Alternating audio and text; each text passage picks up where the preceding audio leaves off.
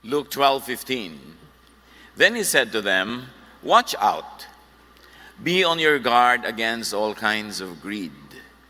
Life does not consist in an abundance of possessions." People do not get life from the many things they own. Isa sa mga madalas banggitin ng Panginoon, ngunit pinakamadalas ding malimutan. Once in a while, we have to go back to very basic teachings of the Lord because they get forgotten. Pero nandito ang susi para sa tahimik, payapa, at mabungang buhay. When more is less. Lord, we thank you that you're always more. But we have to think of what should be less so you can be more. Turuan niyo po kami ngayong Panginoong malinawan kung anong tunay na dapat inuuna. Yung mga alam na namin ay maalala at maipamuhay, lalo pa sa mga panahon na kami nalilito. Father, we thank you that you are light, that you are life, that you are our healer, our teacher. Now be our preacher. Lead your people unto greater knowledge of you, unto greater level of peace and joy in life. In Jesus' mighty name we pray with thanksgiving. When more is less. Akala kasi natin laging more is more. Kaya lagi natin gusto more. But when there are times when more really becomes less. Matthew 6:24-34, isa sa mga pinaka-common teachings ng Panginoon, pero dapat laging balikan. Walang makapaglilingkod na alipin sa dalawang Panginoon, sapagkat kapopotan niya ang isa at iibigin ang ikalawa. Paglilingkuran ng tapat ang isa at hahamakin ang ikalawa. Hindi niyo maaaring paglingkuran ng pareho ang Diyos at ang kayamanan. Kaya sinasabi ko sa inyo, huwag kayong mabalisa tungkol sa inyong kakainin at sa inyong iinumin upang kayo mabuhay. Sino sa inyo ang makapagpapahaba ng kanyang buhay ng kahit isang oras sa pamamagitan ng kanyang pagkabalisa? Kay liit ng inyong pananampalataya sa Kanya. Kaya huwag kayong mag-alala na baka kayo kapusin sa pagkain, inumin o damit. Hindi ba ang mga henti lang nababahala tungkol sa mga bagay na ito? Alam na ng inyong Ama na nasa langit na kailangan ninyo ang lahat ng ito. Ngunit higit sa lahat ay bigyang halaga ninyo ang kaharian ng Diyos at ang pamumuhay ng ayon sa Kanyang kalooban. At ibibigay niya sa inyo ang lahat ng mga bagay na ito. Kaya nga, huwag ninyong alalahanin ang bukas, sapagkat ang bukas ang mag-aalala sa sarili niya. Sapat na ang inyong mga suliranin sa bawat araw. Paboritong ituro, paboritong pag-aralan, at pag sinunod talaga at laging naalalang sundin, susi sa mapayapa, tahimik, at even masaganang buhay. What is a major enemy of peace and happiness, according to the teachings of Jesus? Worry about provisions. Provisions in the future. Mostly, the worry is about the future. Not about now, not about today. It's about tomorrow, next week, next month, next year. The future, which is God's gift, becomes a problem to worry about. Pagka ganito ang ating mentality, instead of being celebrated as a gift from God, to be excited about. Pag ang tao, warrior, yung bukas, yung future is a problem. And can you imagine what kind of life you will have when the future is a problem, is considered a problem? Instead of parang gift, nabubuksan mo pa lang, hindi mo alam kung anong laman, excited ka because the future comes from God. And if the gift comes from God, you can be very sure that it's going to be wonderful. Pero pag nalibang, nagpadala sa takot, the future is something to worry about. And the Jesus solution to this is prioritize God's kingdom. Prioritize God's rule. So kung i-reduce natin into questions, paano ako sasagana? Prioritize God's kingdom. Kasi ang kasaganaan can be objective, nabibilang, talagang halaga, or subjective. Kung paano ka nag-enjoy kahit gaano kakulang yan sa tingin ng iba, masagana ka. So yung prosperity is subjective and objective. But Jesus is talking about subjective prosperity. Kung gaano ka nag-enjoy, ano man ang meron ka, Kasi hindi guarantee na pag marami kang tinatangkilik ay mag-enjoy ka na nga. And the solution, sabi ni Jesus, is prioritize God's rule. Gusto niyo huwag kayong matatakotin, mag-alala, huwag kayong lagi na lang nangangamba, ang unahin ninyo ang paghahari ng Diyos sa inyong puso, sapagkat pag siya ang naghahari, ang lahat ay mapapasaayos. Lalong-lalo ang ating points of view, yung ating pananaw, yung ating value system. Matthew 6:24, you cannot serve two masters at the same time, Jesus says. You will hate one and love the other, or you will be loyal to one and not care about the other. Of course, it's natural. The law of impenetrability sa physics, only one thing occupies one place at one time. So isa lang ang pwede mong tunay na mahalin. The way to live is one moment is to one project. And that project is the kingdom of God. The way to live is one lifetime, one master. And that master should be God. There should be no confusion. When your life has more than one major project, and that is not even the kingdom of God, you're headed for disaster.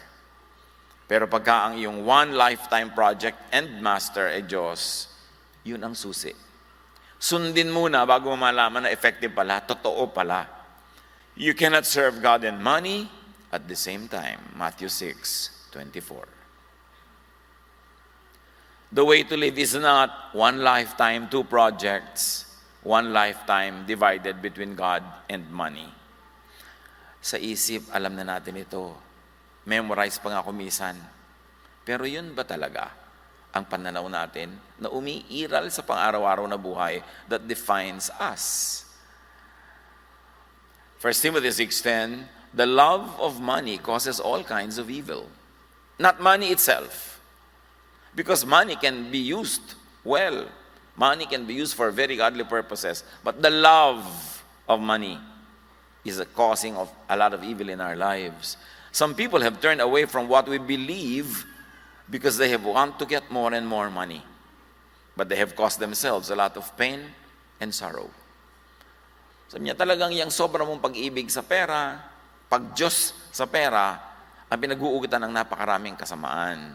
At napakaraming mga tao sa paghabol sa pera, iniwan ang mga bagay na mahalaga sa ating pananalig. Tulad ng katapatan, tulad ng kabaitan, pagbibigay sa kapwa, tulad ng honesty, tulad ng paglilingkod sa Panginoon, kinalimutan na sa paghahabol sa pera. Sabi niya, kahahabol nyo ba? Naabutan nyo? At kung naabutan nyo, nakukuha nyo bubuo o mga gilid-gilid na lang inaabutan ninyo. Tapos, ang laki ng bayad. Ang laki-laki ng bayad mo emotionally, spiritually, socially. Tapos ito lang ang nakukuha. Love for money could make people evil. Diyan mo makikita yung mga magkakapatid na nagsusumpaan, nag-aawayan dahil pinag-aagawan ng isang dangkal na lupa na minana sa magulang. Magkakapatid na nag-aaway-away dahil sa mga lumang mga gamit na pinagkakaway-awayan nila. Minsan mga magkakaibigan, nagdadayaan pa sa negosyo dahil sa pera. Hindi rin naman talaga nadagdagan ng saya. Pwedeng madagdagan ng pleasure, kasi ang pleasure nabibili. Pero ang saya hindi. At ang mas masaya sa buhay ay yung tahimik ang loob mo. Kaysa ang dami-dami mong props, pero sa loob, wala. Love for money could bring hell to people. Hindi mo na kailangan hintayin mamatay at pumunta sa impyerno. Pagka ikay sobrang maibigin sa pera, advance na ang impyerno sa buhay mo. Love for God makes people good and godly. Ito yung kabaligtaran.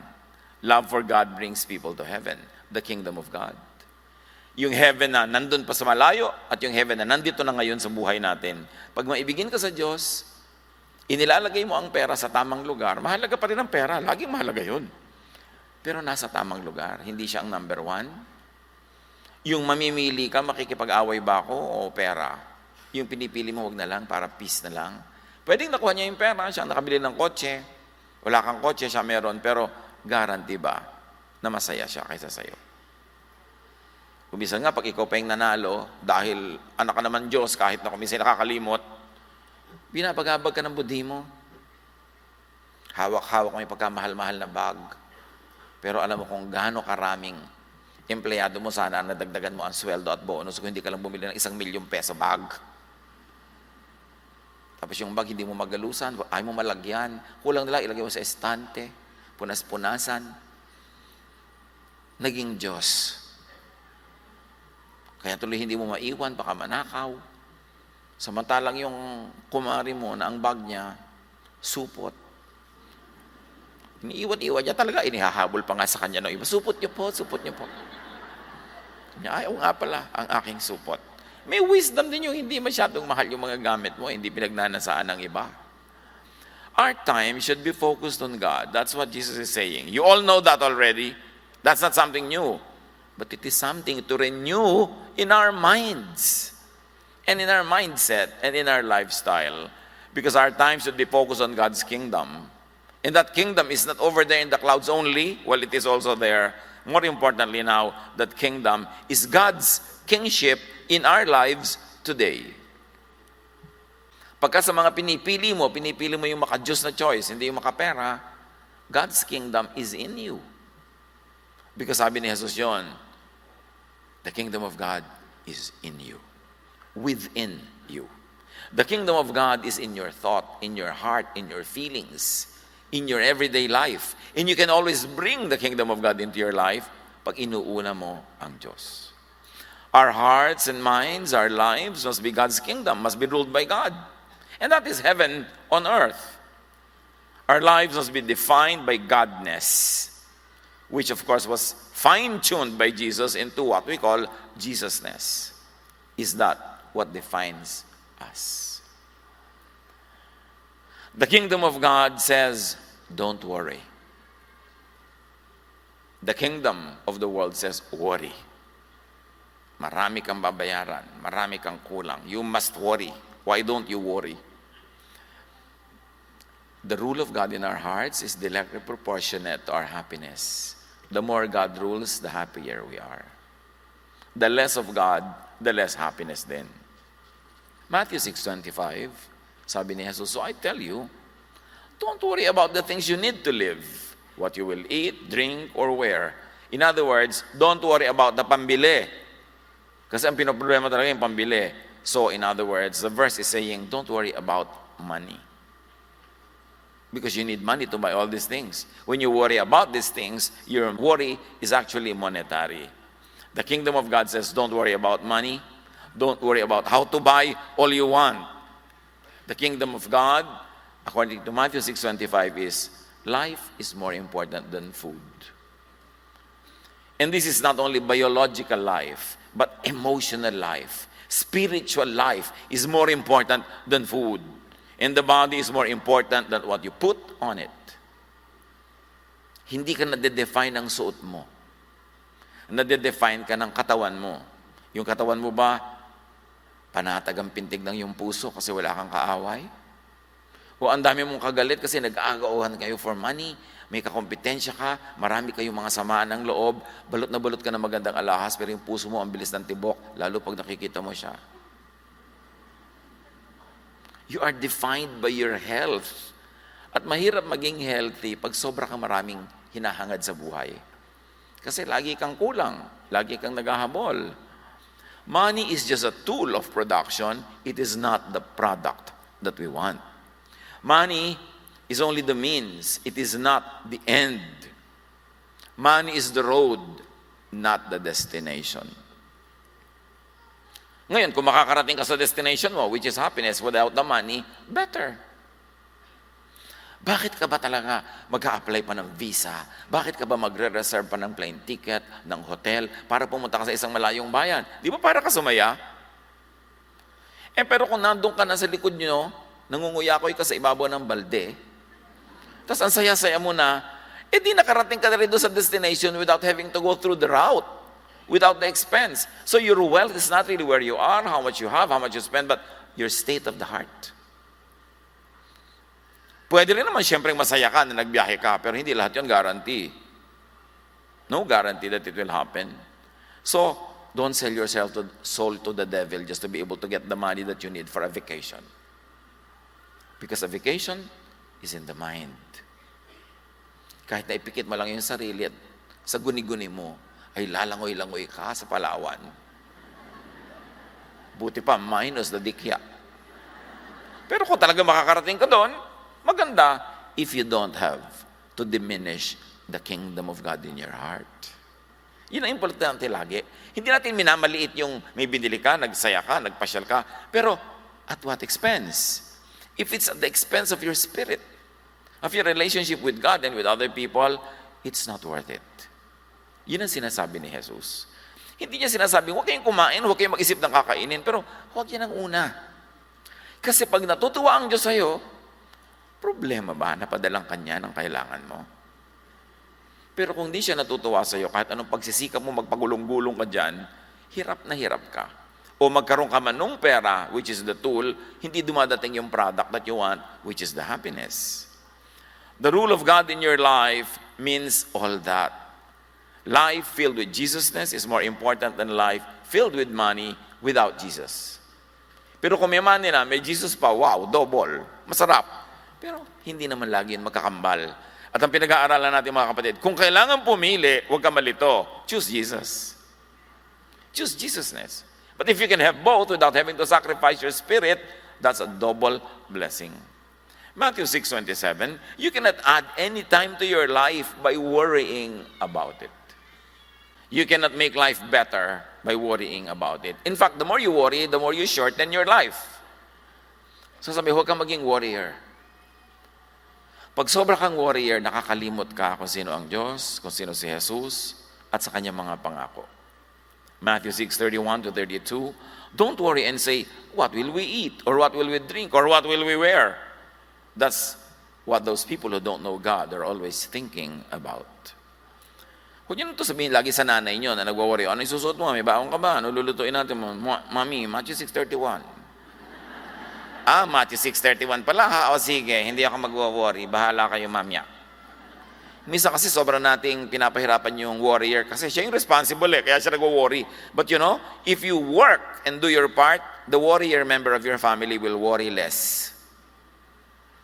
Nag ka naman ng nag, mami. Kaya ako nagnanag, hindi mo pa ako sinusunod. Kung sumunod ka na sana, hindi na ako nagnag. So hindi laging kasalanan ng warrior o nagger, ba't siya ganun? Kasi kung minsan, hindi natin sila tinutulungan. Pero pag nagtulong-tulong tayo, we do our part, we put God first. Sabi ni Jesus, don't worry about these things. Kayo ba minsan, kahit minsan sa inyong buhay, maliban na lang siguro yung napaka-small, 0.0001%, dumating na ba talagang isang maghapon na wala kayong kinain? Hindi dahil nagda-diet kayo ha, kundi talagang wala kayong makain. Nangyari na ba yun? So, yung past is a guarantee sa future. Hindi ka na nga ginutom ng Diyos nung past, gutumin ka pa ba sa future? You have gone this far in your relationship with God para ka lang niya ilaglag. So, kaya sabi ni Jesus, ang liit naman ng pananalig niyo sa Diyos. Parang binabaliwala niyo yung paraan ng pag-ibig niya. People who don't know God, people who don't believe in God, fill their minds with thoughts of needs, of money. And when you are always thinking about needs, about money, no matter how much money you really have in your pocket, you are poor. Because pag ang laging laman ng isip mo ay worry, poverty, fears of poverty, actually poor ang mentality mo at that time. Kahit may pera ka. Pero kung wala ka masyadong pera sa tingin ng mundo, parang kulang sa kanila, pero ikaw nagtitiwala, ginagawa mo naman ang tama, nagtatrabaho ka para sumweldo ka sa katapusan, nagtatanim ka para meron kang anihin, at natuturuan mo ang sarili mo maging masaya sa meron ka ngayon, at ipagtiwala sa Diyos yung future plus your planting for the future, hindi Diyos lang, may ginagawa ka rin, that is heaven on earth. People who worry become unhappy and afraid. Therefore, people who worry go to hell in advance. Tatawagin niyo bang heaven yung worry? Hell yun. Paano naman po hindi ako magwo-worry may mga bayarin ako. Mag-work ka ngayon para may sweldohin ka. Magnegosyo ka ngayon para may tubuin ka. Magtanim ka ngayon para meron kang anihin. Pero matapos mong magtanim, huwag mo nang hukay-hukayin every day to see if it's growing. Because you plant, the Lord makes it prosper. You plant it, you take care of it. Ganun ang paraan. Hindi naman ibig sabihin naniniwala ka sa Diyos tungkol sa future. Wala ka nang gagawin. So bakit ka bumibili ng insurance para sa health mo pagtanda mo? Di ka ba naniniwala sa Diyos? Naniniwala ako sa Kanya. At naniniwala akong siya ang magbibigay sa akin ng panghulog sa insurance na to. Siguro, ahente kayo dyan, ano? Hindi yung naniniwala ako sa Diyos, as wala akong gagawin, bahala na ang Diyos in the future. It doesn't work that way. Because true faith in God means you plant so you harvest. But you believe that God will prosper your plant and will give you fruits. Ang paniniwala sa Diyos may kakambal na action. Sabi ni Jesus, don't worry because your Father in heaven knows that you need all these things. In other words, Jesus is saying, God is thinking of you. Yung si Papa mo, baka nga hindi ka naiisip, di ba? Tapos siya yung poor mo. Yung mga iba, iniisip ka ba talaga ng employer mo? Iniisip ka ba talaga? No, but God thinks of you. Sabi ni Jesus, your Father knows what you need. So, hindi mo binabaliwala yung need mo. Hindi mo siya sinasabing, I don't want these things. You want and you need, pero nasa lugar. Hindi siya ang overriding issue of your life dahil naghahanap buhay ka para mabuhay. Hindi ka nabubuhay para maghanap buhay. Kaya ang lagi kong ipinapakiusap sa mga employer, lalo sa mga kapatid natin sa church, mayroon na kayong asenso sa buhay, kayo na yung mga employer, bigyan nyo naman ng mas marami halimbawang day off yung mga empleyado nyo. Kasi kulang ang oras nila para sila mabuhay. Kung ang konti ng day off nila, tapos sa isang day off doon sila maglalaba, mamamalansya, magluluto for 1 week na pagkain. Paano pa sila magbabayad ng mga kuryente at mga tubig kung walang bayad center sa mga lugar nila? Mga government offices, paano sila mag-a-apply ng passport ng ganito kung di pa sila absent? Yung walang ka-oras-oras para mabuhay ang mga naghahanap buhay. That's why people of God, when it is in your power to give it, give your employees more time. Lalo yung mga bagong kasal. O kaya yung kakahiwalay lang. Kailangan doon mag-move on, di ba? So, kailangan natin ng ganun, yung para ang buhay natin mas tahimik. Yun ang paghahari ng Diyos sa ating buhay. Yung may time ka para sa mga bagay na nakakapagpasaya, nakakapagpahinga. Matthew 6:33, what you should want most is God's kingdom and doing what He wants you to do. Kung minsan sa paghahabol mo nga ng hanap buhay, hindi mo na magawa ipinapagawa sa'yo ng Diyos. Tuloy, hindi kumpleto ang rekado na iyong buhay. Sabi niya, then He will give you these other things that you need.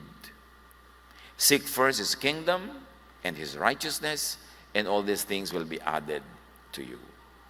Fill your mind with the teachings of Jesus.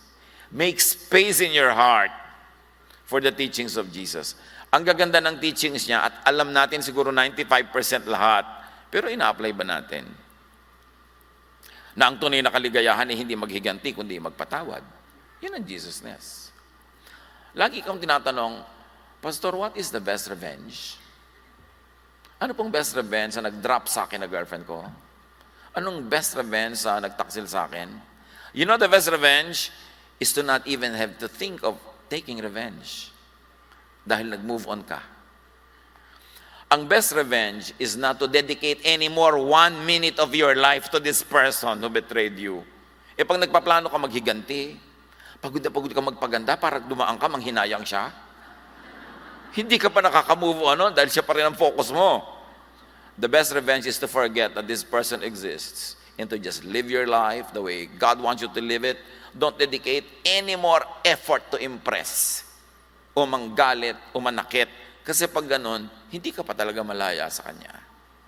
Take that revenge, the revenge na Kebs. Yung wala akong pakialam sa'yo. Tuloy ang buhay ko. And don't worry and fear about money. That your mind is turned from being the kingdom of God into the kingdom of Satan. You cannot serve God and money, sabi ni Jesus. God and money issues cannot live side by side in your heart. Hindi pwedeng sabay. Laging tanong ng iba, paano ako mabubuhay? Kailangan ko talaga ng pera. Yun nga ang sinasabi ni Jesus. Hindi ko sinasabi, hindi mo kailangan yan. Hindi ko sinasabi, huwag kang maghanap buhay. Ang sinasabi ko, hindi yan ang priority.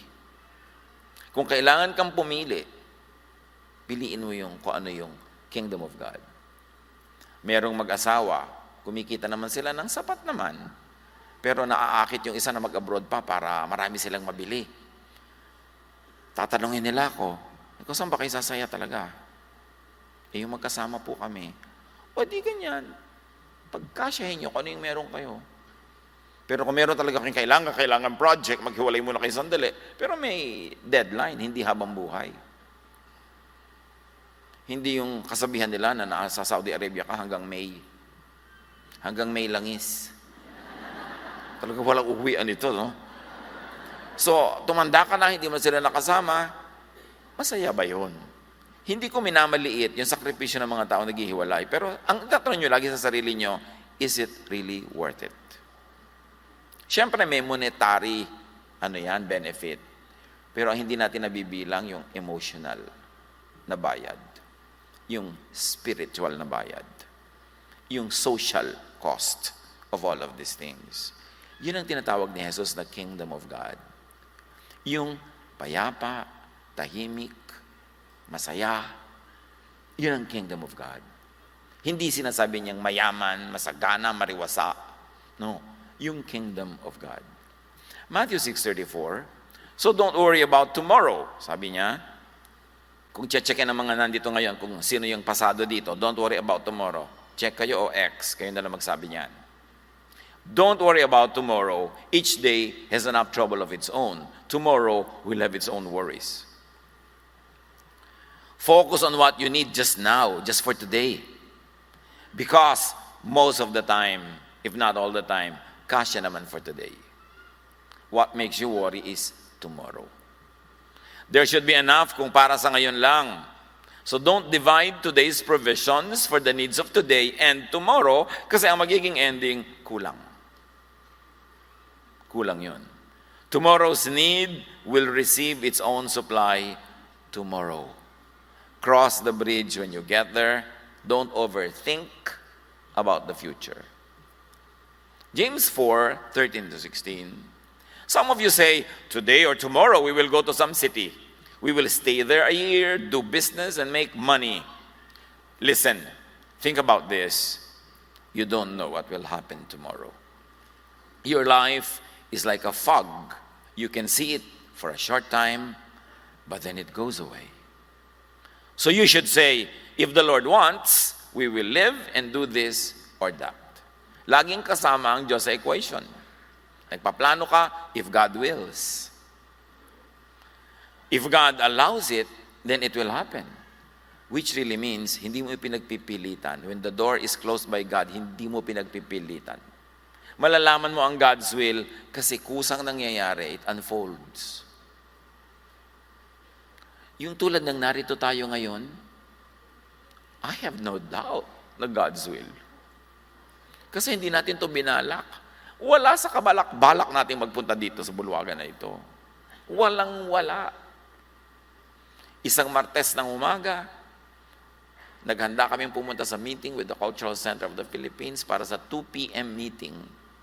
Meron silang agenda tungkol sa building ng folk arts. Sa 2 p.m. meeting na yun, sinabi nila, you have to move out because we have discovered new reasons for you to move out. It is not safe. 2 p.m. That was Tuesday. Wednesday, may worship tayo. Saan mo dadali na napakaraming taong ito? But you know, that was 2 p.m. Tuesday. Before the offices closed, 5 p.m. ng Tuesday, nakalipat na tayo dito. Wala sa balak. Sana kung napalipat tayo sa isang bodega sa Quiapo, papalakpak din kayo, ha? Yung kahit na magbawas kayo mga damit sa init. Di ba? Kasi kahit saan tayo dali ng Panginoon, yan ay bulwagan ng Panginoon. Pero hindi natin ito binalak. Yung, halimbawa, yung napangasawa mo lang dahil sa takot-takot mong balak. Kasama pa ang alak. Kasi pag may alak, may balak. Nilasing mo lang pala. Yung kutakot-takot ang ginawa mong scheme para kang gagambang gumagawa ng mga sapot para pagdaan niya, mahuli mo siya. Ang hirap masabing God's will, yung nakialam ka ng nakialam, gumawit ka pa ng mga below-the-belt tactics, nang daya ka pa, nagnakaw ka pa, nakipag-away ka pa, hindi mo masasabing God's will yun. Pero yung gusto mo magnegosyo, hinahanda mo sarili mo, namumuunan ka, nag-aaral ka, tapos tuloy-tuloy, then you can say, wow, God's will. Pero yung kung ano-ano pang gimmick ang ginawa mo para matupad, nakakaduda. Kaya sabi, if it's God's will, it will happen. So relax ka lang. May mga bala ka, hindi natuloy, in spite of you doing your best.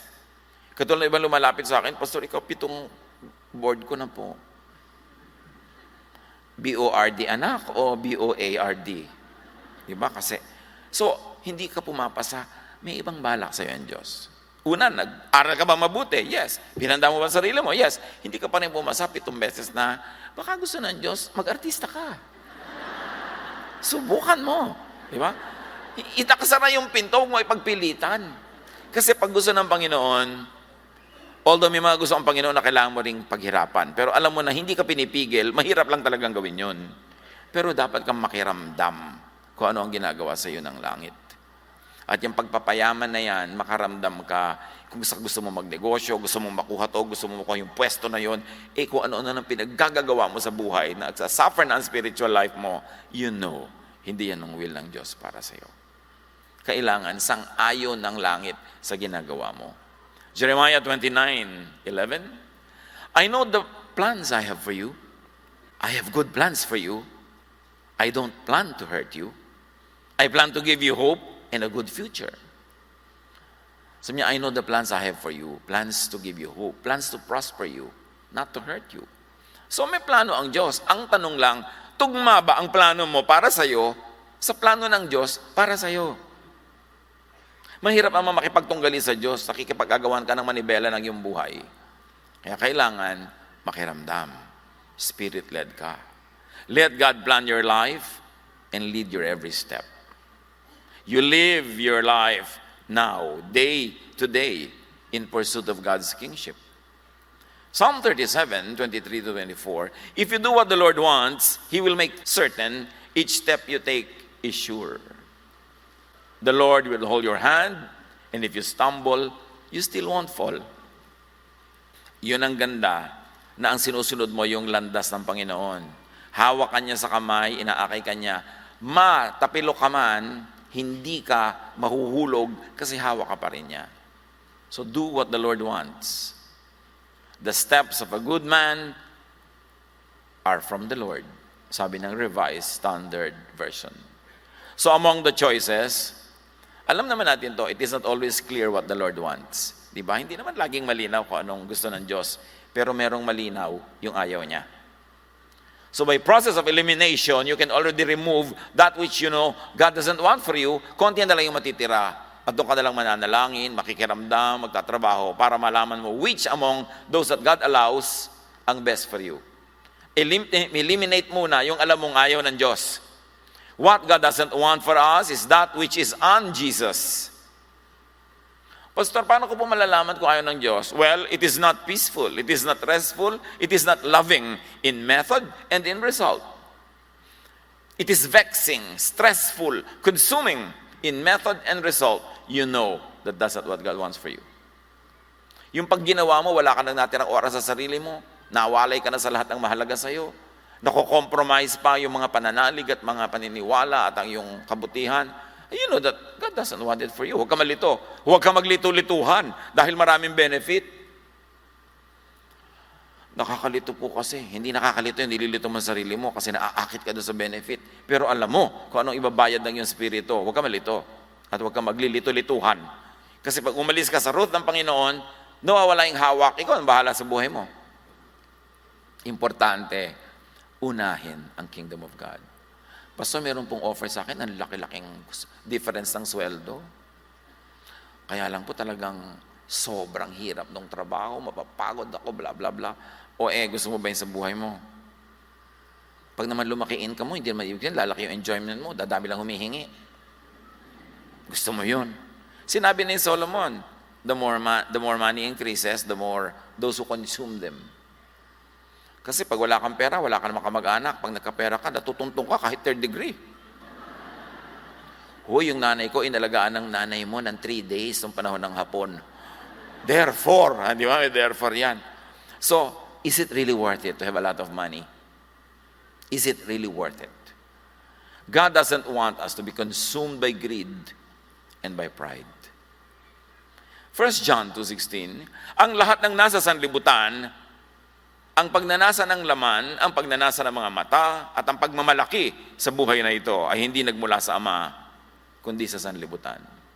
The lust of life, lust of the eyes, pride of life, lust of the flesh, it's not from the Father, it's from the world. 1 Timothy 6:9-10, people who want to be rich bring temptations to themselves.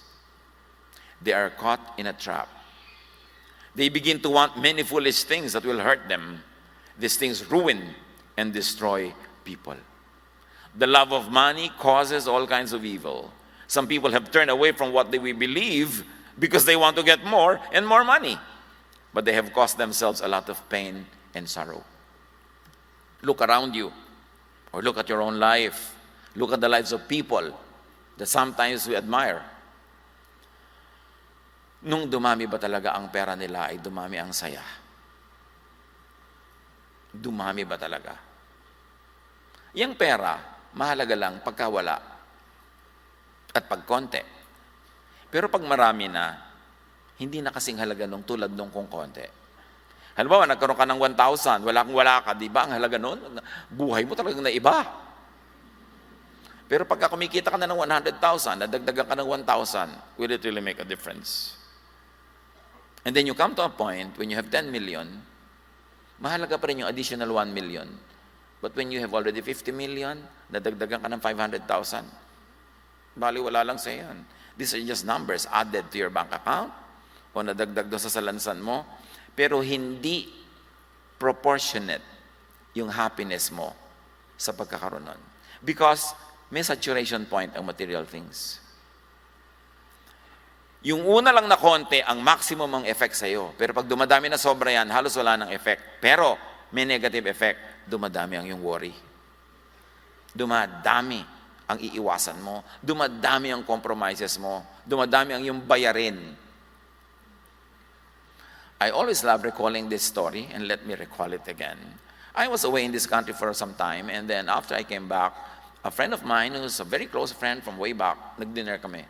Sabi niya sa akin, ang net worth ko nadagdagan ng so many millions.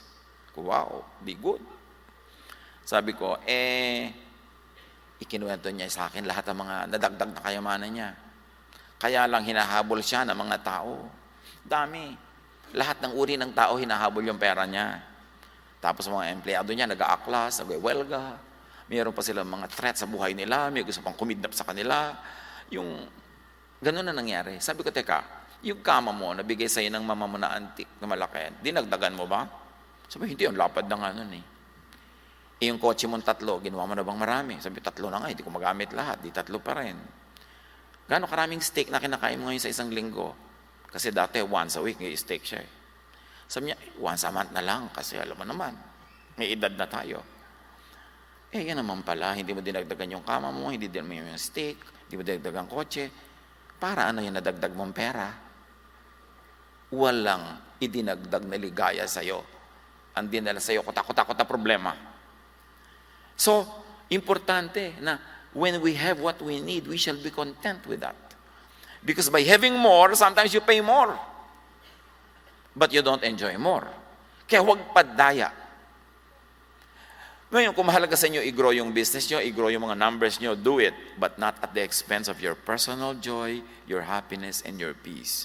Because you have only one life to live in this world. And you must maximize the joy, the happiness, the pleasure. And sometimes, the search for material things, thinking that it would help you buy happiness, actually it buys you problems. It's not always true because meron namang kayang-kaya nilang dalhin ang kayamanan nila, masaya pa rin sila, tahimik pa rin sila, pero konti ang nakakagawa nun. Kasi maraming tao, lalo hindi lumaki sa yaman, hindi sanay, hindi marunong, napupundi sila, kumbaga sa bombilya, sa laki ng wattage sa dumadaan. Kaya yung dating matitinong pamilya, nag-aaway-away, dating bababait na anak, nagiging suwail, kasi nagkakaroon ng mga pera, nagkakaroon ng mga kaibigang mapera, at minsan nasisira pa yung pamilya. What we believe is what is important that we keep. Peace, love, goodness, kindness, rest, relaxation, enjoyment, health, wellness, that's important. More pursuit of money many times, not all the time, could lead to less of this. Meron pa nga, Pastor, mula po nung yumaman kami, hindi na nga kami nakakapagbakasyon together eh. Bakit? Hindi kami pwede lumipat sa isang eroplano ng asawa ko kasi pag pareho po kami natigbak, sino mag-aayos sa mga naiwan? You mean, nagpayaman kayo para ngayon hindi na kayo pwedeng sabay magbakasyon? Mabuti pa nung araw, nagbabakasyon lang kayo dyan sa kuli-kuli. Pero magkasama kayo, holding hands pa. So, hindi nakabuti sa inyo yung pera na yan. Psalm 39:6, we rush through life collecting things, but we don't know who will get them after we die. Meron pa, Pastor, problema ko po yung anak ko. Bakit? Yung girlfriend po mukhang sweetik. Bakit? Di po ba, pag pinamanahan ko yung anak ko, di kasama na yung girlfriend niya. Pag naging asawa niya, 50% agad yun. Kung namatay po yung anak ko, di kanya na lahat? Something na hindi no problema ng mga walang-wala. Hindi mo marinig yan sa mga walang-wala. Pastor, may problema po kami. Paano kami magbabayad ng 5,000 peso catering sa aming munting kasalo? Madali yung problema mo. Pero yung pinoproblema mo na yung mapapangasawa ng anak mo, yung ayaw mo, tas ang dami-dami niyang mamanahin, ayaw mo puta sa kanya yung mana mo. Yan ang problema ni Solomon. So, yung hirap naman ng buhay na ito, nagpayaman para pumunta sa mga tao, hindi ko kaano-ano. And it can be very true. Because what you own, owns you. Think of that. Mayroong isang pamilya, simpleng-simple lang ang bahay nila nung araw. Pag lumabas sila, sama-sama, magmamall sila. Nung nagkaroon ng magandang bahay, hindi na sila makaalas sabay-sabay. Isa dapat security guard, maiiwan lagi. Alam nyo, hindi masama magkaroon ng mga bagay eh. Pero sabi mo, teka, lalabas tayo lahat. Kung nanakaw, di sorry na lang. Pero lalabas tayo lahat. Kaya sa hindi na tayo magkasama-sama, kababantay nito. Merong isang magkapatid, meron silang kantin, sabi nung kapatid, Juan, halika, pumunta tayo doon sa alam kong restaurant, doon tayo kumain, sawan-sawa na tayo sa food ng restaurant natin. Sabi niya, pag nawala tayo ng 1 hour, makukupitan tayo ng ganitong halaga. Kasi hindi pa uso na yung mga computerized control eh. So makukupitan ka ng 1,000, di bayad na lang natin sa kaligayahan natin. Nakupitan tayong 1,000, sumaya naman tayo. Pero yung 1,000 na itago natin, sasaya ba tayo? Dapat marunong ka rin magbayad ng kaligayahan mo kasi may bayad dyan. Hindi pwedeng napakasakit mo, lahat gusto mo makuha. Hindi ka na tuloy nag-e-enjoy sa buhay. The more possessions, the more masters. 1 Timothy 6:6-8, devotion to God is in fact a way for people to be very rich. Can you imagine this verse? Ang paraan daw talaga para yumaman, maging devoted ka to God. Now, yung yumaman na yun, binless ka, objective na kayamanan, nabibilang pera, or subjective. Hindi ka tinambakan ng pera, pero tinambakan ka ng capacity to be happy. Di ang yaman mo, kasi yun nga yung end goal, di ba, ng pera, para mabili mo yung kaligayahan mo. Kung nandun na yung kaligayahan, without having to buy it, shortcut yan. Express lane. Devotion to God is in fact a way for people to be very rich, but only if it makes them satisfied with what they have. Ang dami na po namin property ngayon, satisfied ba kayo? Kasi kung hindi, useless. When we came into the world, we brought nothing. And when we die, we can take nothing out. Yun naman pala't wala kang dala ng isilang at wala ka ring dadalhin pag alis mo dito sa mundo, ba't ang dami-dami mong dinadala ngayon, ang bigat tuloy? Travel light. Don't carry too much. If the Lord will naturally, easily, smoothly give you things, accept. But don't kill yourself to have things. And especially do not kill your heart or your conscience to have things. So if we have food and clothes, we will be satisfied with that. Sabi ng Timothy. Of course, what Timothy is saying is if we have the basic necessities, we'll be satisfied. And admittedly, iba naman yung basic nun sa basic ngayon. Dumami-dami yung ibig sabihin ng basic ngayon. But still, you should know what is basic. And when you have it, dapat masaya ka na. Like, may cellphone ka, basic na yan ngayon eh. Pero hindi kailangan namang latest model. Anak naman, wala ka pang kinikita ni piso. Tapos laging latest model ang gusto mo. Parang may basic ka na, dapat masaya ka sa basic. Habang hindi mo pa deserve o hindi mo pa na-earn yun. So do not be deceived by the wisdom of the world, which is really foolishness. 1 Corinthians 3:19, for the wisdom of this world is foolishness in God's sight. And mind you, kayong mga nagpapalaki ng mga anak o apo, do not be and do not teach the children to be materialistic, to be warriors, and to be competitive. Uso yan. Yan ang wisdom of the world, which is really foolishness to God. Anak, kailangan number 1 ka sa klase. Anak, kanina, anong grade mo? 99 po. Anong grade ni Catherine, yung classmate mo? 99.2. Pak! Sinampal ka. Nanay niya ang aakyat sa entablado sa graduation, hindi ako. Pak! Diba? Yung nagpapakamatay na yung mga bata sa ibang bansa dahil sa competition. Teach your children to be loving. Teach them to be sharing and caring, because that is what will give them happiness in their life, not being competitive. Baligtad ang mga tinuturo natin na values. Lagi ikaw dapat number 1, lagi ikaw manalo. Kahit na mandaya ka, kahit na kalaban mo yung classmate mo, kalaban ko rin yung nanay niya, basta kailangan number 1 ka. So, pag number 1 ba, laging happy? Teach the children to value peace, happiness, love, pakikipagkapwa, pakikipagmabutihan sa kapwa. At saka to be cooperative, not to be competitive. True survival is in cooperation, not in competition. But that's another issue. So listen to the word, not to the world. Isang letra lang ang difference, but it's a world of difference. How to feel secure about tomorrow while staying focused on the kingdom of God? Plant what you need and what you want to harvest. Pwede namang sabay Pinaplant mo pero gumagawa ka ng mabuti, di mo sinisira ang sarili mo. Galatians 6:7, you will harvest what you plant. So you plant what you need to harvest, then leave it up to God. 1 Corinthians 3:6, I planted the seed, but God has been making it grow. So kasama ka, kasama ang Diyos. When the pursuit of more things leads to less spirit, less rest and peace and love and happiness, be wise. Stop. Sa paghahabol mo sa maraming bagay, nasasaktan na ang iyong puso, ang iyong damdamin, ang iyong kaluluwa, tumigil ka. It is not the way to go. And this applies to any of all pursuits for more. Yung more things, more clothes, more bags, more shoes, more cars, more houses. May mga tao dyan na kailangan na magpatayo ng bungalow, lalagyan pa lang ng bag. Magagamit mo ba talaga lahat yan? More collections. Yung may negosyo na ayaw pang tumigil. More ventures, more businesses. Kasi challenge. Tapos nakikita niya later, ay challenge nga talaga. More fame, more glory, more honor.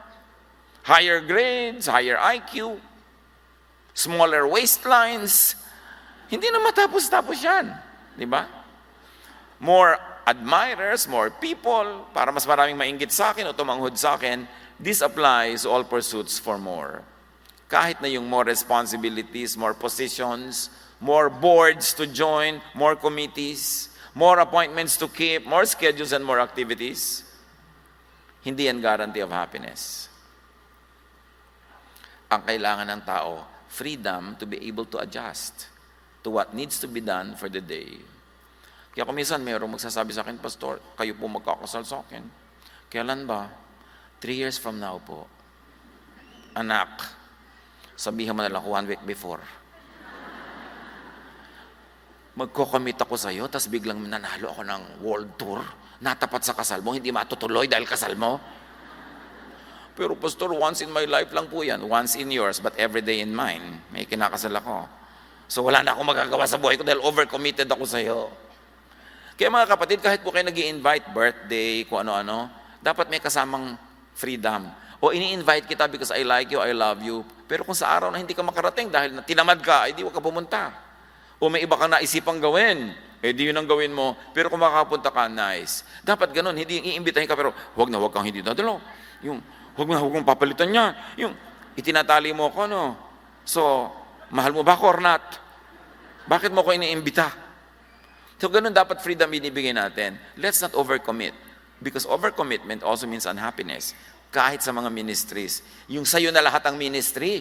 Ikaw lahat. Pero nakasimangot ka naman. Kasi hindi ka na masaya. Hindi ka napapahinga.